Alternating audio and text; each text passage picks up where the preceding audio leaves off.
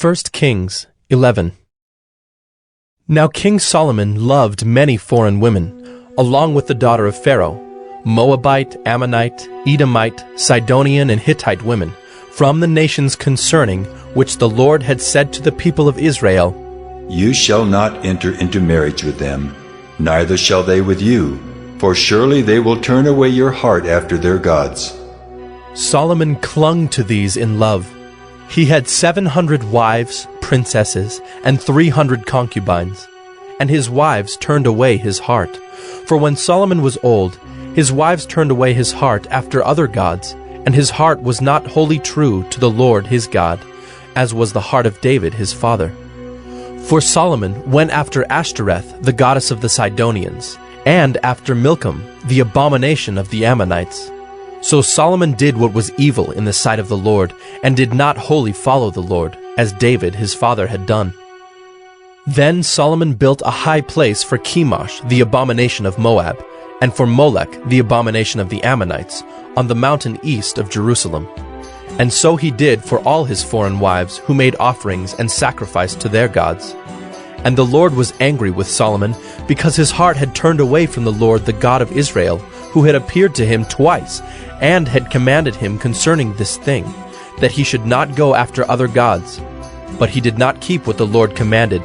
Therefore the Lord said to Solomon, Since this has been your practice, and you have not kept my covenant and my statutes that I have commanded you, I will surely tear the kingdom from you, and will give it to your servant. Yet for the sake of David your father, I will not do it in your days, but I will tear it out of the hand of your son. However, I will not tear away all the kingdom, but I will give one tribe to your son, for the sake of David my servant, and for the sake of Jerusalem that I have chosen. And the Lord raised up an adversary against Solomon, Hadad the Edomite. He was of the royal house in Edom. For when David was in Edom, and Joab the commander of the army went up to bury the slain, he struck down every male in Edom. For Joab and all Israel remained there 6 months, until he had cut off every male in Edom. But Hadad fled to Egypt, together with certain Edomites of his father's servants, Hadad still being a little child. They set out from Midian, and came to Paran, and took men with them from Paran, and came to Egypt, to Pharaoh king of Egypt, who gave him a house, and assigned him an allowance of food, and gave him land. And Hadad found great favor in the sight of Pharaoh, so that he gave him in marriage the sister of his own wife, the sister of Tahpenes the queen.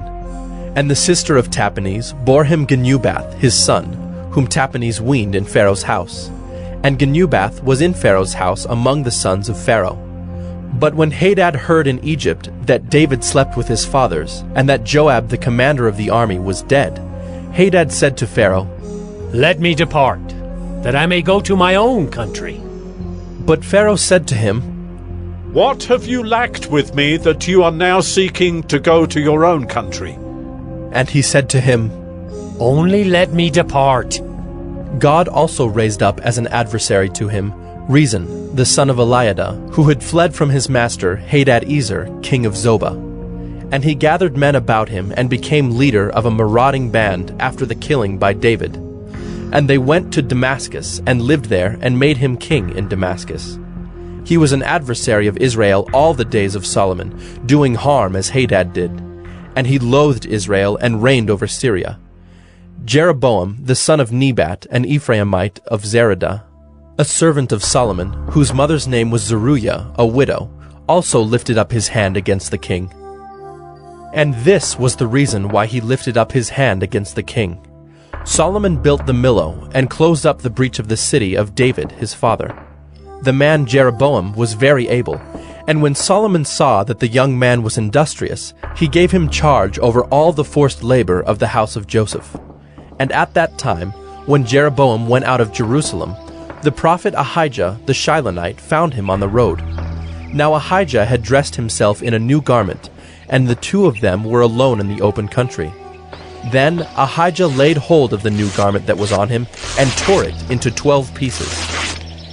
And he said to Jeroboam, Take for yourself 10 pieces, for thus says the Lord, the God of Israel, Behold, I am about to tear the kingdom from the hand of Solomon, and will give you 10 tribes, but he shall have 1 tribe, for the sake of my servant David, and for the sake of Jerusalem, the city that I have chosen out of all the tribes of Israel. Because they have forsaken me and worshipped Ashtoreth, the goddess of the Sidonians, Chemosh, the god of Moab, and Milcom, the god of the Ammonites. And they have not walked in my ways, doing what is right in my sight, and keeping my statutes and my rules, as David his father did. Nevertheless, I will not take the whole kingdom out of his hand, but I will make him ruler all the days of his life, for the sake of David my servant, whom I chose, who kept my commandments and my statutes.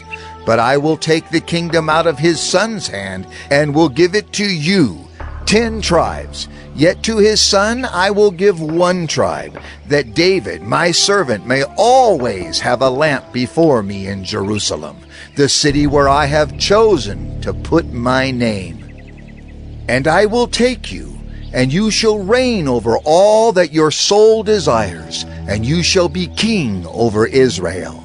And if you will listen to all that I command you, and will walk in my ways, and do what is right in my eyes by keeping my statutes and my commandments, as David my servant did, I will be with you, and will build you a sure house, as I built for David, and I will give Israel to you. And I will afflict the offspring of David because of this, but not forever. Solomon sought therefore to kill Jeroboam. But Jeroboam arose and fled into Egypt, to Shishak, king of Egypt, and was in Egypt until the death of Solomon. Now the rest of the acts of Solomon, and all that he did, and his wisdom, are they not written in the book of the acts of Solomon? And the time that Solomon reigned in Jerusalem over all Israel was 40 years. And Solomon slept with his fathers, and was buried in the city of David his father. And Rehoboam his son reigned in his place.